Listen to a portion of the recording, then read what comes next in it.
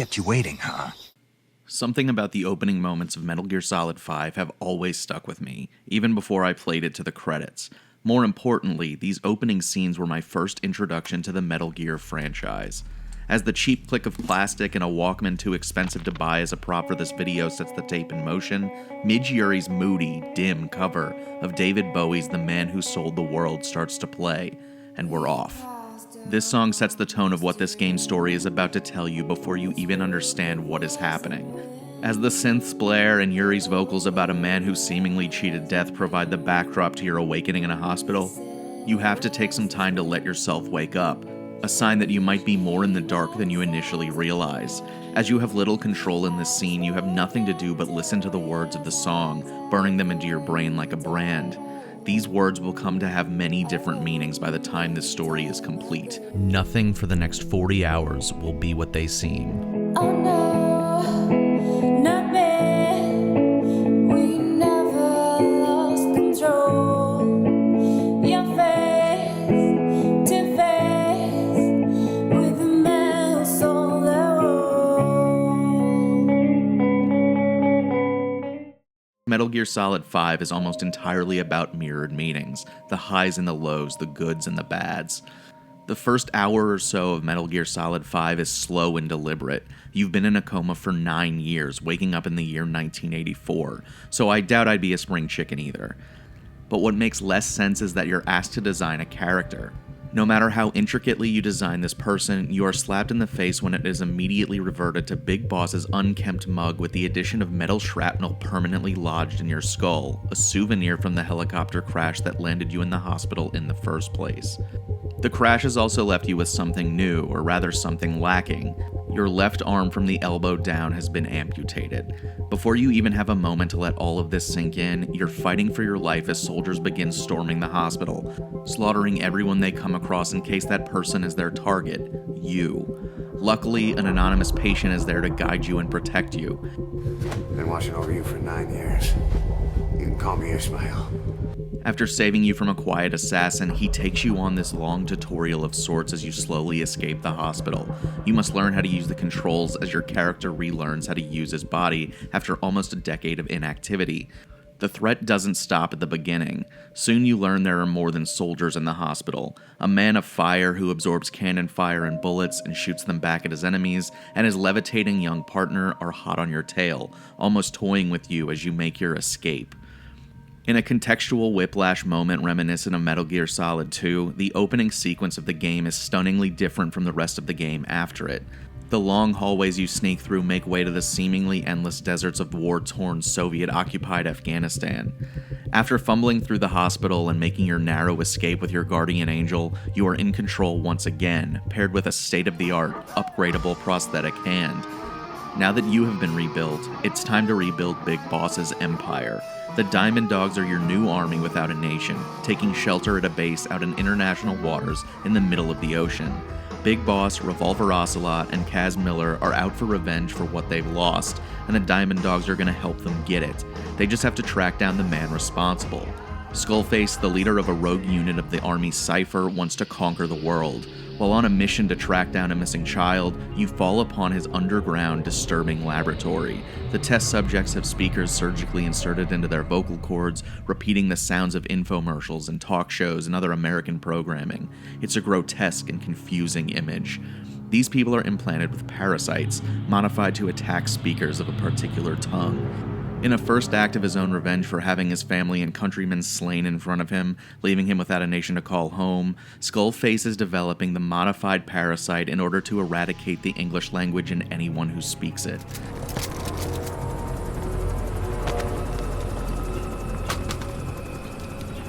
You hope hatred might someday replace the pain, but it never goes away. In the second act of his plan, Skullface wants to drown the world in a second Cold War, developing his own nukes he will sell for accessible prices, allowing any country at all to arm themselves with a nuclear armory. In order to establish himself as a force to be reckoned with, he is even developing a new Metal Gear, the Sahelanthropus, with the help of scientist Huey Emmerich. By building a mobile weapon that shoots nukes and laser beams and is hung enough to make a horse blush, Skullface can assert his dominance across the region and have people lining up to buy their nukes. Skullface is trying to sell the world on a dream of nuclear armament. But if everyone who wants a nuke can get one, the real never-ending war will be keeping peace in place while being afraid of your neighbors at every turn. Skullface has money and power. What he wants is the world to live in fear. One person affected by Skullface's parasite is Quiet, the assassin who failed to slay Big Boss in the hospital. While her life has been saved, she is kept hostage by the parasite implanted in her vocal cords. After failing the mission and receiving injuries that left her burned inside and out, Quiet is deployed to Afghanistan by Skullface to wipe out any soldiers who oppose the creation of the new Metal Gear. She wears essentially nothing because she breathes through her skin, which Kojima could have just not done. It's more of a bullet point used to justify being basically naked than it is a real plot point. When she gets a chance to finish the job with Snake, they face off in some ruins which ultimately can result in two outcomes. Either you can kill her, or you can use non-lethal means to knock her out. Saving her lets you experience the story of the best character in the game. In spite of the fact that she says nothing, her arc speaks for her. After Boss spares her in a fight, she joins the Diamond Dogs, vowing to take an oath of silence as to save her own life and not spread the parasite to anyone else for as long as she lives. And despite this, her and the Boss become an inseparable team. Mainly because at any opportunity I brought her into battle, and she goes absolute beast mode with her sniping skills. She is basically a guardian angel for you and an angel of death for anyone who isn't you when you need to make swift work of an enemy base. In order to track down Skullface, the Diamond Dogs take contracts in Afghanistan. These missions fund the Diamond Dogs while getting intel the Boss can use to hunt his target. The gameplay loop of Metal Gear Solid 5 is a triumph. It favors the flow of each contract rather than treating it as a means to get to the goal. Each mission involves gaining intel, killing targets, or extracting prisoners. Only around 45 missions are required to play through to reach the end of the story, plus some extra side missions that are required to reach certain goals. The rest of the missions are for earning money or earning soldiers as recruits. You can probably spend a couple of 100 hours min-maxing these missions. In some cases you should, because the better you do, the higher your score, which leads to higher Diamond Dog reputation, which leads to higher quality recruits, which leads to more ambitious development projects, and upgrades to Mother Base. The gameplay has been a sticking point for some detractors of the game because the goals rarely change, and that is understandable. But where I disagree is that the game favors the moment-to-moment joys of playing it over the end goal, and if you aren't having fun, the game gives you every opportunity to create your own enjoyment. For me, the missions are compelling because of the freedom the game privileges you with. As it is a Metal Gear Solid game, it does push you into a more stealth-focused style of play at first, but because you have control over the helicopter that drops you into the war zones, your loadout that lets you choose 3 main weapons and up to like 8 thrown weapons, companions in battle, vehicles you drop in with, and the time of day you drop in at, you have a serious advantage over your targets. My standard loadout included a tranq pistol, a sniper rifle, and a suppressed machine gun for when things went sideways. However, during early Mother Base development stages, you'll quickly notice some of the more creative and fun options. Very early on, you can add a PA system to your helicopter that blasts music of your choice from cassettes you've stolen while deployed. These choices of songs are original music or a slew of hits from the 80s, like Friday I'm in Love, Love Will Tear Us Apart, Final Countdown, and Maneater. The game even tells you, we have no idea how effective blasting music at enemies is in a war zone, but you can try it out. And there are a few things funnier to me than the idea of being a soldier in the desert and all of a sudden an enemy helicopter blasting kids in America starts circling overhead. The moment-to-moment gameplay had me laughing like an idiot many times as I tried new and creative ways of playing as stealthily as possible, while also making it seem like Big Boss had no idea what he was doing. For instance, I knocked out a guard in a watchtower with a well-placed tranquilizer dart. He fell out of the tower onto a different guard, knocking that guard out. 2 guards, 1 dart. One of my favorite missions from early on in the game comes from a meeting of the minds of some of the Soviet commanders. 3 of them will show up to discuss strategy. It's up to you to kill them. But what the Diamond Dogs don't tell their employers is that they often lie about killing their targets. Instead, what I preferred to do was force them to join my organization. Using the Fulton extraction system, you attach people, vehicles, and other stuff to a weather balloon and launch them into the sky where they will be collected and returned to Mother Base. Why would I waste all that brain power when I could give them a brand new start as a member of the Diamond Dogs? I waited in the shadows for each member of the trio to arrive at the meeting spot. I knocked them out with a trank, dragged them outside, and extracted them into the sky. And that is how you get an S rank.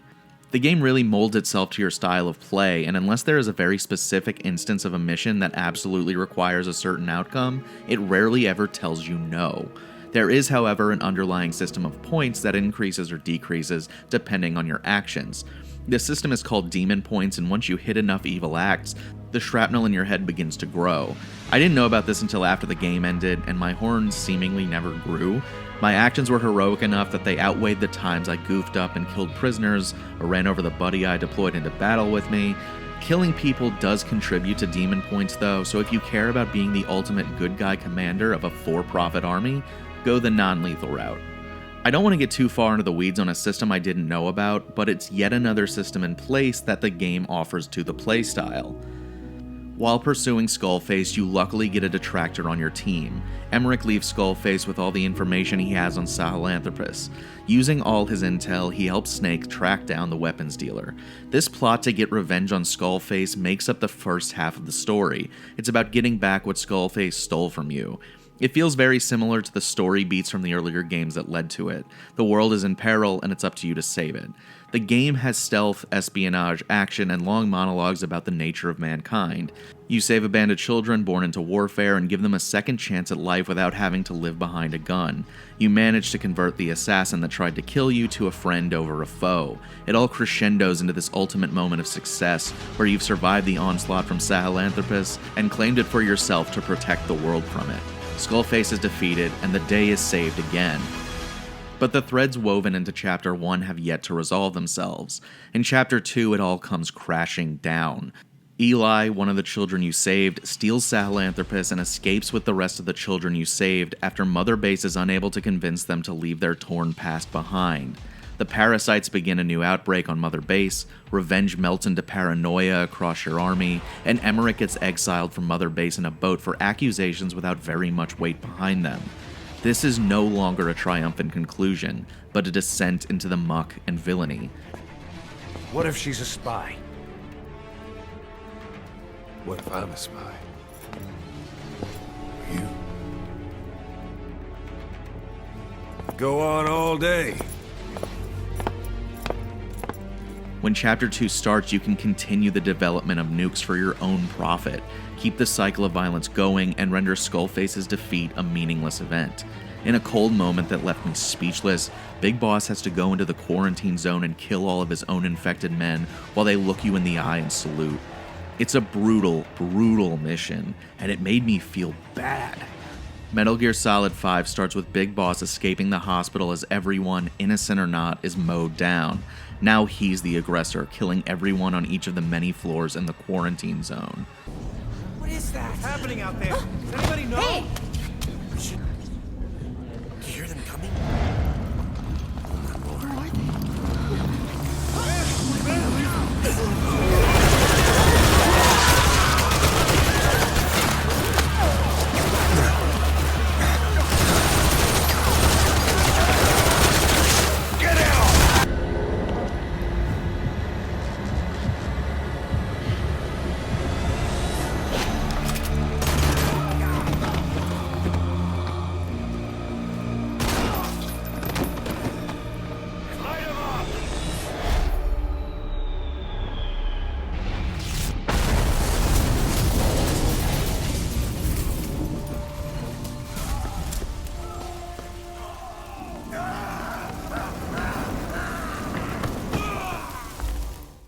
Quiet is forced to speak in order to save Big Boss from a snakebite, giving her own life to save him. Everything you have spent the first half of the game building has deteriorated. It's all gone. There has been a lot of speculation that Metal Gear Solid 5 is an unfinished game. One of the most public breakups in gaming occurred when Konami and Hideo Kojima went their separate ways. As you noticed, Hideo Kojima is not here with us tonight, and I want to tell you a little bit about that. Mr. Kojima had every intention of being with us tonight, but unfortunately he was informed by a lawyer representing Konami just recently that he would not be allowed to travel to tonight's awards ceremony to accept any awards. All of it happened while Metal Gear Solid 5 was in the works, making development a bit rocky to say the least. There was a lot of headbutting between Konami and Kojima, leading to a lot of conjecture about Kojima wanting to do more with the game, with Konami not allowing him to fully realize his vision. Game code revealed that there could have been a third chapter in the game, and a final cutscene that would have wrapped things up nicely as a final mission was later released on a disc with the collector's edition of the game. All of that mixed with the misconception that Chapter 2 requires you replay a bunch of missions on a harder difficulty leads to a lot of people disliking this game. I can confirm this is not true because I did not replay a single mission in the game and still reached the credits no problem. In spite of this information and complaints about the game structure, both the company and the director have insisted the game is finished how it always was supposed to be finished. Either way, I think this game was brilliant, a true win for gaming.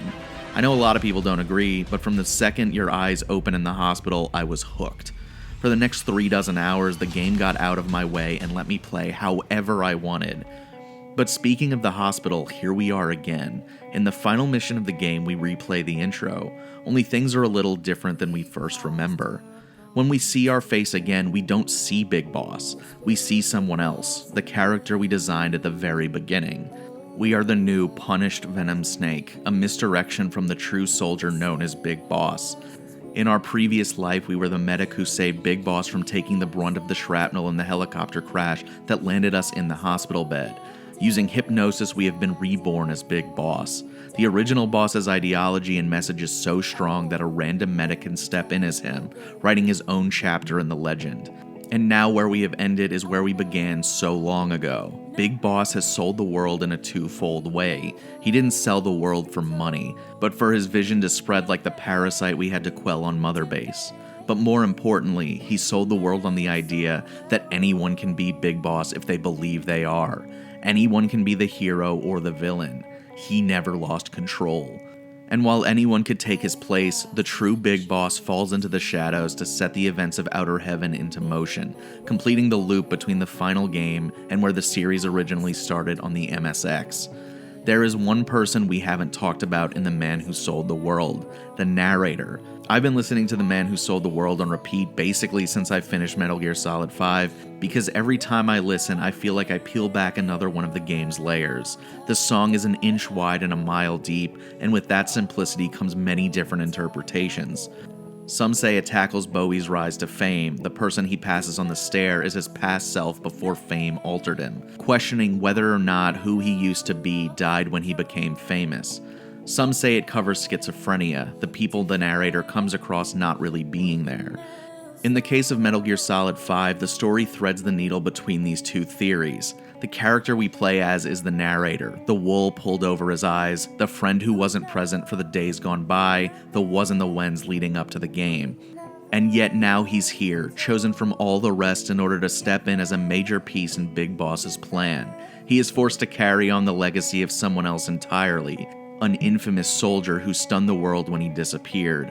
And after parting from the hospital, the character is out to find his own form and land, a place to call home, his own version of the legacy, searching years for it and never finding it. But as he stares blankly at the soldiers he recruits, sends them into battle to die for the growth of the Diamond Dogs, and puts a bullet in their heads after they threaten to tear down the organization through a sickness they accidentally contracted trying to help cure the others, he starts to realize the person he is and the person he used to be both died in the hospital. His past, his previous goals, the things and people he used to care about and who cared for him are buried under the face of another person, and his hope of finding a place to settle is impossible.